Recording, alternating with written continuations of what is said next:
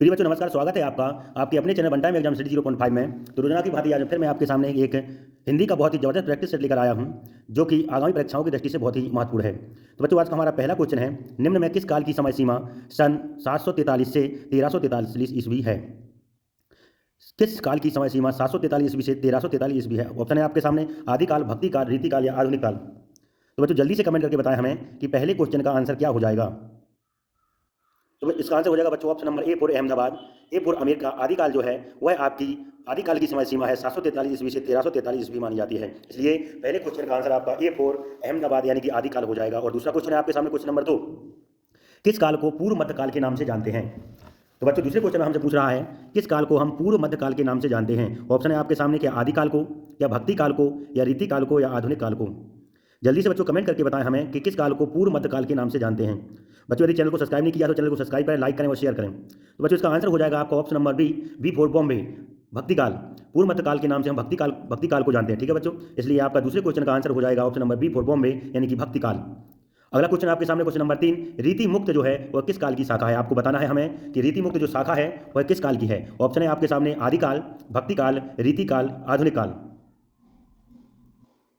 रीति मुक्त जो धारा है, जो शाखा है बच्चों, वह किस काल की है? जल्दी से कमेंट करके बताएं हमें कि इस क्वेश्चन का आंसर क्या हो जाएगा। तो बच्चों इसका आंसर हो जाएगा आपको option number C for Chennai, रीति काल। जो रीति मुक्त शाखा है बच्चों वह रीति काल की शाखा है, इसलिए तीसरे क्वेश्चन का आंसर आपका option number C for Chennai यानी कि रीति काल चला जाएगा। अगला क्वेश्चन आपके सामने, क्वेश्चन नंबर 4, जो घनानंद जी हैं बच्चों, रीति काल की वह किस धारा के कवि हैं? घनानंद जी हैं वह रीति काल की किस धारा के कवि हैं? ऑप्शन है आपके सामने, ज्ञान मार्गी, प्रेम मार्गी, रीति सिद्ध या रीति मुक्त। जल्दी से कमेंट करके बताएं बच्चों कि इस क्वेश्चन का आंसर क्या चला जाएगा, ज्ञान मार्गी, प्रेम मार्गी, रीति सिद्ध या रीति मुक्त। तो बच्चों इसका आंसर हो जाएगा आपको option number D for Dubai. जो आपका रीति मुक्त है वह रीति काल के वह घनानंद के रीति काल की धारा के कवि है। जो घनानंद जो है वह रीति मुक्त के कवि हैं। अगला क्वेश्चन आपके सामने, क्वेश्चन नंबर 5, आधुनिक काल को कितने भागों में बांटा गया है? बहुत ही आसान क्वेश्चन है बच्चों, साथ ही साथ इंपोर्टेंट भी। जो आधुनिक काल है वो उसको कितने भागों में बांटा गया है? ऑप्शन है आपके सामने 5, 4, 6 या 3। जल्दी से कमेंट करके बताएं बच्चों कि आधुनिक काल को कितने भागों में बांटा गया है। Number A for America, 5। आधुनिक काल को बच्चों 5 भागों में बांटा गया है। ठीक है बच्चों, इसलिए आपका इस क्वेश्चन का आंसर ये चला जाएगा। अगला क्वेश्चन आपके सामने, निम्न में रीति काल की विशेषता नहीं है। बहुत ही आसान क्वेश्चन है बच्चों, कई बार मैंने आपको यह क्वेश्चन दिया है। 6वां क्वेश्चन क्या है, निम्न में रीति काल की विशेषता नहीं है। रीति ग्रंथों का निर्माण, प्रकृति का मानवीकरण, श्रृंगार रच की प्रमुखता या आश्रयदाताओं की प्रशंसा। फिर से एक बार विकल्पों को सुनिए, रीति ग्रंथों का निर्माण, प्रकृति का मानवीकरण, श्रृंगार रच की प्रमुखता या आश्रयदाताओं की प्रशंसा। जल्दी से बच्चों, तो इसका आंसर हो जाएगा option number B for Bombay. प्रकृति का जो मानवीकरण है वह बच्चों रीति काल की विशेषता नहीं है, वह छायावादी काल की विशेषता है। ठीक है बच्चों, अगला क्वेश्चन आपके सामने, क्वेश्चन नंबर 7, निम्न में अज्ञेय की रचना है। आपको बताना है निम्नलिखित में से अज्ञेय की रचना कौन सी है? या सूर सारावली, सुदामा चरित, झांसी की रानी की समाधि या सुनहरे सहवाल।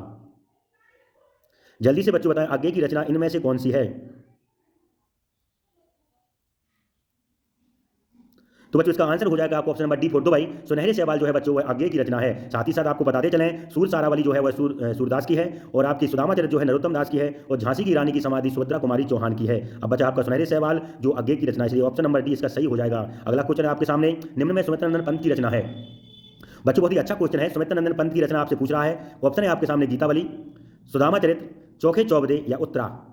सुमित्रा नंदन पंत की रचना जल्दी से बताइए बच्चों। अगर चैनल को सब्सक्राइब नहीं किया तो सब्सक्राइब करें, शेयर करें और लाइक करें। सुमित्रा नंदन पंत की रचना हमसे पूछ रहा है, गीतावली, सुदामा चरित, चौखे चौबदे या उत्तरा। तो बच्चों उसका आंसर हो जाएगा आपका option number D for Dubai. Uttara जो है वह सुमित्रा नंदन पंत की रचना है। ठीक है बच्चों, साथ ही साथ बताते चले आपको, गीतावली आपकी तुलसीदास की है, सुदामा चरित मैं बता चुका हूं आपको नरोत्तम दास की है, और चौखे चौबदे आपके अज्ञेय की है। इसलिए सुमित्रा नंदन पंत की रचना जो होगी कौन सी होगी? डी, उत्तरा। अगला क्वेश्चन, निम्न में साकेत किसकी रचना है? साकेत जो है वह इन 4 कवियों में से किसकी रचना है? ऑप्शन है आपके सामने, मैथिली शरण गुप्त, सूरदास, हरिऔध या माखनलाल चतुर्वेदी। साकेत किसकी रचना है? जल्दी से कमेंट करके बताएं बच्चों कि 9वें क्वेश्चन का आंसर क्या हो जाएगा। साकेत किसकी रचना है? बहुत ही इंपोर्टेंट रचना है बच्चों, इसको पुरस्कार भी मिला था, अक्सर चर्चाओं में रहती है। तो बच्चों इसका आंसर हो जाएगा आपका Maithili Sharan Gupt. Option number A America इसका सही हो जाएगा। 9वें क्वेश्चन का आंसर जाएगा मैथिली शरण गुप्त। अगला क्वेश्चन आपके सामने, क्वेश्चन नंबर 10, निम्न में गंगा लहरी किसकी रचना है? आपको बताना है जो 4 लेखकों के नाम दिए हुए हैं, इनमें से किस लेखक की रचना है गंगा लहरी? क्या केशवदास की है, क्या पद्माकर की है, हरिऔध की है या रामनरेश त्रिपाठी की है? सही विकल्प का चयन करें और कमेंट करके बताएं बच्चों कि इसका आंसर क्या चला जाएगा। गंगा लहरी किसकी रचना है, आपको बताना है गंगा लहरी किसकी रचना। तो बच्चों इसका आंसर हो जाएगा option number B for Bombay. Padmakar जो है वो है गंगा लहरी के लेखक हैं, इसलिए आपका 10वें क्वेश्चन का answer B for Bombay Padmakar हो जाएगा। अगला क्वेश्चन आपके सामने क्वेश्चन नंबर 11। द्वितीय तार सप्तक का प्रकाशन कब हुआ था, आपको बताना है। द्वितीय तार सप्तक है जो वह किस सन में हुआ था, सन 1950 में या सन 1949 में या सन 1951 में या सन 1959 में। जल्दी से बच्चों कमेंट करके बताएं कि 11वें क्वेश्चन का आंसर क्या चला जाएगा। तो इसका आंसर हो जाएगा सी फॉर चेन्नई। सन 1951 में जो है द्वितीय तार सप्तक का प्रकाशन हुआ था, जिसको अज्ञे ने प्रकाशन किया था, इसलिए इस क्वेश्चन का आंसर सी फॉर चेन्नई चला जाएगा। अगला क्वेश्चन आपके सामने क्वेश्चन नंबर 12। तीसरे तार सप्तक का संपादन कब हुआ था। 11वें क्वेश्चन में आपसे पूछा था दूसरे तार सप्तक का, अब तीसरे 12वें क्वेश्चन में आपसे तीसरे तार सप्तक का संपादन वर्ष पूछ रहा है बच्चों। तो तीन तार सप्तक हुए थे, तीनों की तारीखें और संपादक का नाम आपको रखना है, क्योंकि एक ना एक क्वेश्चन इनमें से बनता ही रहता है। तीसरे तार सप्तक का संपादन कब हुआ, तो बच्चों इसका आंसर हो जाएगा option number D for Dubai. 1959 ईस्वी में तीसरे तार सप्तक का संपादन हुआ था, इसलिए 12वें क्वेश्चन का आंसर डी फॉर दुबई 1959 चला जाएगा। अगला क्वेश्चन आपके सामने क्वेश्चन नंबर 13। जलोढ़ में कौन सी संधि है, आपको बताना है। जलोढ़ शब्द है, इसमें कौन सी संधि है। ऑप्शन आपके सामने दिए हुए हैं गुण संधि, दीर्घ संधि, यड़ संधि या वृद्धि संधि।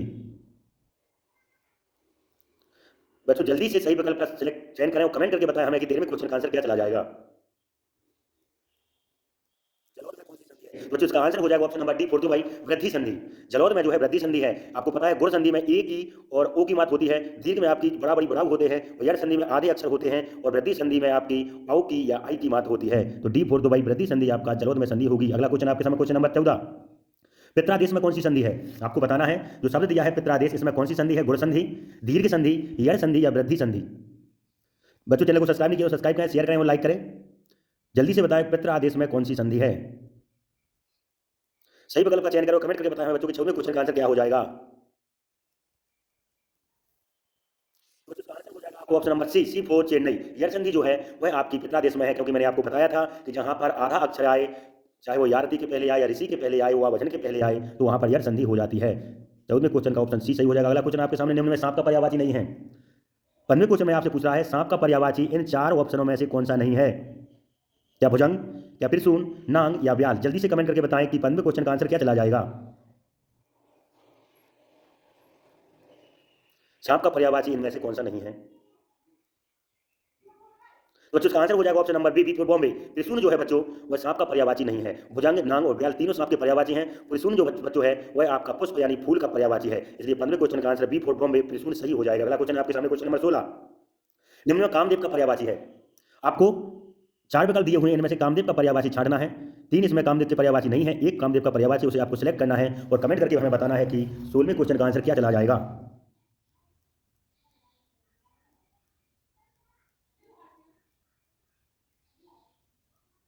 तो बच्चों इसका आंसर हो जाएगा आपको option number A for Ahmedabad, A for America. Manoj जो है वो कामदेव का पर्यायवाची होता है। बाकी 3 जो है त्रिशूल आपको बता चुका हूं मैं, त्रिशूल जो होता है पुष्प का होता है, नाम जो होता है सांप का होता है, पंकज जो होता है वह कमल का पर्यायवाची होता है। ठीक है बच्चों, 16वें क्वेश्चन का ए फॉर अमेरिका मनोज सही हो जाएगा। अगला क्वेश्चन है 17 नंबर का आपके सामने। निम्न में चांदनी का तत्सम, जो 4 विकल्प दिए हुए हैं इनमें से हमें चांदनी का तत्सम बताना है। क्या चंद्रिका होता है, क्या उल्लूक होता है, या चरण या घृत होता है। जल्दी से कमेंट करके बताएं चांदनी का तत्सम इन 4 विकल्पों में से कौन सा है।